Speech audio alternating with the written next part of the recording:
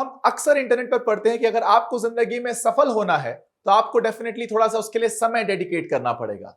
चाहे इवनिंग्स में हो, चाहे वो रात में हो, चाहे वो वीकेंड में हो, चाहे अगर आप एक स्टूडेंट हो, गृहिणी हो या फिर आपकी एक जॉब हो। अगर आपको अमीर बनना है तो डेफिनेटली आपको अपनी साइड हसल के लिए थोड़ा सा वक्त निकालना पड़ता है। लेकिन प्रैक्टिकली ऐसा होता नहीं है, राइट? अगर आप एक जॉब करते हैं या फिर अगर आप एक स्टूडेंट हैं तो अपने सारे काम निपटाने के बाद जब आप शाम को घर आते होंगे तो इतना थक जाते होंगे कि आपको लगता होगा यार आज से नहीं, कल से शुरू करते हैं। लेकिन आज मैं आपको एक ऐसी जबरदस्त कहानी बताने वाला हूं जो डेफिनेटली आपको काफी हद तक मोटिवेट कर देगी, आपके अंदर जोश और जुनून और उत्साह भर देगी, ताकि आप भी अपने मौजूदा लाइफस्टाइल के साथ साथ एक साइड हसल शुरू कर पाए जो कि आपको बहुत हद तक पैसे कमाने में मदद करे। यह कहानी है सौरभ टोटे की, जो कि आंखों में सपने और अटैची में कपड़े लिए अपने गांव नागपुर से पुणे आए थे पढ़ाई करने के लिए। उन्होंने यहां पर आकर अपनी इंजीनियरिंग की पढ़ाई कंप्लीट की, उसके बाद उन्होंने अपना एमबीए भी किया और फिर उनको एक बैंक में जॉब भी लग गई as an assistant branch manager. लेकिन उनको इस बात की बहुत अच्छे से समझ थी कि अगर उनको जिंदगी में सफल बनना है, कामयाब बनना है, तो सिर्फ एक इनकम के सोर्स से बात नहीं बनेगी, उनके पास में मल्टीपल इनकम के सोर्सेस होने चाहिए। और इसी विचार के साथ, इसी एक सोच के साथ वे आगे बढ़ते गए और उन्होंने सोचा कि क्यों ना मैं वीकेंड्स में या फिर अपने ऑफिस आवर्स के बाद एक ऐसा बिजनेस करूं जो कि मेरे जॉब को ज्यादा प्रेशर ना डाले उस पर भी, और मैं अपने इस खाली टाइम को भी अच्छे से यूटिलाइज कर पाऊं। और फिर उन्होंने एक स्टेशनरी का बिजनेस शुरू किया।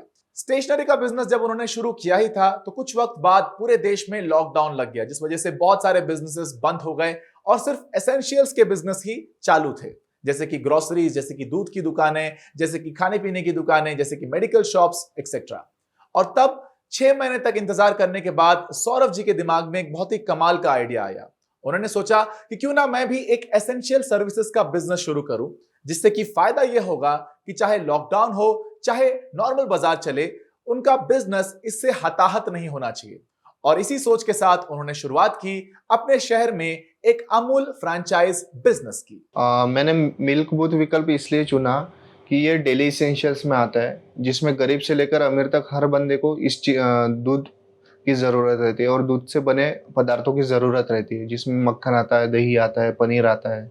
उसके बाद अमूल में मैंने इसलिए बेसिकली अमूल चॉइस किया कि अमूल में मल्टीपल ऑप्शंस है दूध से रिलेटेड, जो कि आइसक्रीम है, चॉकलेट्स है, ये सब चीज़ें हर बंदे को डेली उपयोग के लिए आती है।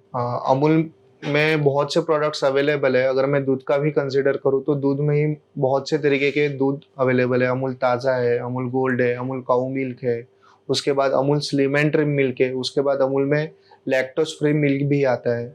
सेकंड थिंग मैं कंसिडर करता हूँ अगर अमूल के आइसक्रीम में, तो अमूल में मल्टीपल टाइप के आइसक्रीम्स अवेलेबल है, with dry fruits, without dry fruits.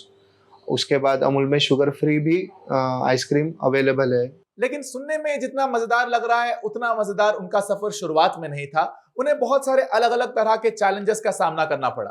Application approve होने के लिए आपको कंपनी के एंड से एक कॉल आता है कि आपकी एप्लीकेशन सबमिट हो चुकी है और आपको एक 10 दिन में लोकल एरिया मैनेजर कांटेक्ट करेगा। अगर ओवरऑल कैपिटल की मैं बात करूं तो अमूल फ्रेंचाइजी अगर आपको शुरू करना है तो 6 से 7 लाख का आपको मिनिमम कैपिटल इन हैंड लेके चलना पड़ेगा, जिसमें कि ब्रेकअप ऐसा हो सकता है कि 1-2 लाख तक आपको तो आपके शॉप के एक्वाइजेशन के लिए ही लगेगा। अगर आप रेंटेड ले रहे हो तो खुद की शॉप है तो वो 2 लाख रुपए का आपको जो कॉस्टिंग है वो नहीं लगेगा, वो एक छोड़ देना चाहिए। उन्होंने मार्केटिंग समझा, कस्टमर सर्विस समझा, डिमांड डिस्कवरी के भी बारे में उन्होंने अच्छी खासी अपनी एफर्ट्स और रिसर्च को डेडिकेट किया। इसीलिए हम लोगों ने इनॉग्रेशन के 2-4 दिन पहले से आजू बाजू के 2 से 3 किलोमीटर के रेडियस में हम लोगों ने पोस्टर लगाना चालू किया था कि अमूल की फ्रेंचाइजी का ओपनिंग है, जिसमें फर्स्ट डे आपको आइसक्रीम फ्री है। ये मेरे एंड से ऑफर था कस्टमर के लिए, जो भी फर्स्ट डे आता है और कोई चीज़ खरीदता है या फिर नहीं भी खरीदता है, आता भी है, फिर भी उसको हम लोगों ने एक स्कूप आइसक्रीम फ्री देना चालू किया था, सो दैट उनको एक अट्रैक्शन हो कस्टमर का और वो फर्स्ट डे ही आके उनको पता चले कि उनके एरिया में कुछ नया अमूल का आइसक्रीम शॉप खुल चुका है। सो मैंने मेरे कस्टमर को अभी करंट अट्रैक्ट करने के लिए मैंने एक चीज़ की है कि मेरा शॉप जो है अभी हाईवे से 100-150 मीटर अंदर है, तो मैंने हाईवे पे बड़े बड़े होर्डिंग लगा दिए गए, अमूल स्टोर यहाँ पे अवेलेबल है। और आज की तारीख में जहां सिर्फ एक छोटी सी रिटेल शॉप से काम नहीं चलेगा, तो उन्होंने होम डिलीवरी और ऑनलाइन सर्विसेज को भी एक्सप्लोर करना शुरू किया। सो अमूल में होम डिलीवरी का कंपनी की तरफ से कोई भी ऑप्शन अवेलेबल नहीं है, लेकिन जो भी मेट्रो सिटीज है वहाँ पे जो ऑनलाइन डिलीवरी पार्टनर्स है उनके साथ आप पर्सनली टाई अप कर सकते हो, सो दैट उनका जो भी मार्जिन रहे वो margin as a delivery charge ऐसे लगा के आप जो भी आसपास के कस्टमर्स है उनको एक डिलीवरी का ऑप्शन अवेलेबल कर सकते हो। उससे बेनिफिट ये होगा कि आपका जो सेल है, सेल बढ़ेगा, सेल से आपका रेवेन्यू का भी कॉस्टिंग ज्यादा होगा और प्रॉफिट अर्नेबिलिटी ज्यादा होगी। इस बिजनेस को शुरू करने के बाद एक और जो अलग चुनौती उनके सामने थी वो थी लेबर की और लाइसेंसेस की। और क्योंकि वे एक पेरिशेबल इंडस्ट्री में काम कर रहे थे तो उन्हें इसका भी खासा ध्यान रखना पड़ा कि अमूल का अगर आप फ्रेंचाइजी ले रहे हो तो सेकंड अमूल आपको एक ऑप्शन देते हैं कि अमूल के जो भी हैप्पी ट्रीट्स का रेंज है, हैप्पी ट्रीट्स में जो रेडीमेड फूड मटेरियल्स है वो आप ऑलरेडी बना के दे सकते हो कस्टमर को, और इन एज अ होटल छोटा सा एक कैफे टाइप आप चालू कर सकते हो। तो उसके लिए आपको कम से कम 5 लोगों की जरूरत पड़ेगी। तो मेरे यहाँ पे अभी तो फिलहाल 2 ही लोग अवेलेबल है, जो कि मैं खुद ऑलरेडी वर्किंग हूँ, तो मैंने 2 लोग लगाए हैं।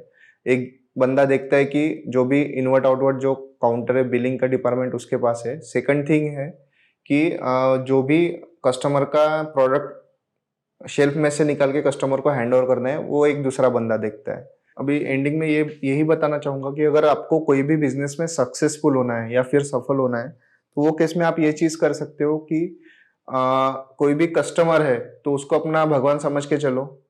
आप दुकान के मालक रहेंगे लेकिन कस्टमर आपका मालक रहता है। दूसरी चीज़ ऐसा है कि कस्टमर अगर कोई परेशानी लेके आता है तो वो चीज़ में आप ये कर सकते हो कि उसके परेशानी का रिजोल्यूशन देने का ट्राई करो, ना कि उससे आर्ग्यू करो आप। मुझे यकीन है कि सौरभ टोटे जी की कहानी को सुनने के बाद आपके अंदर काफी सारा जुनून, जज्बा और जोश आ गया होगा। आपको भी लग रहा होगा कि यार काश मैं भी ऐसा कोई बिजनेस शुरू करूं जो कि मेरे जॉब के साथ, मेरी मौजूदा लाइफस्टाइल के साथ मैच हो। वेल, अगर आप भी सौरभ टोटे जी की तरह ही एक अमूल का फ्रेंचाइज बिजनेस खोलना चाहते हैं तो इसके बारे में डिटेल में सौरभ टोटे जी ने फाइनेंशियल फ्रीडम ऐप के how to start an Amul franchise business course में जानकारी हमारे साथ शेयर की है, जहां पर वे स्टेप बाय स्टेप बता रहे हैं किस तरीके से आप इसे अप्रोच कर सकते हैं, कौन कौन सी चीजों का आपको ध्यान रखना है, कौन कौन सी गलतियां आपको अवॉइड करनी है और किस तरीके से आप इन हर एक तरह की चुनौतियों का सामना कर सकते हैं।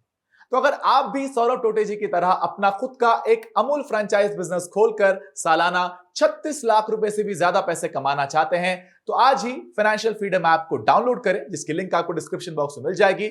वहां पर जाकर इस कोर्स को आप एक्सेस करें, इस कोर्स से सीखें और अपने गांव या अपने शहर में भी अपना खुद का एक अमूल फ्रेंचाइज बिजनेस खोलें। अगर यह वीडियो आपको पसंद आया तो इस वीडियो को लाइक करिएगा, चैनल को सब्सक्राइब करके बेल आइकन को प्रेस करना ना भूलें ताकि आपको हमारे आने वाली ऐसी हर एक मोटिवेशन कहानी की जानकारी मिलती रहे। मेरा नाम है फयाज और आप देख रहे हैं IndianMoney.com Hindi. Get wise, break free.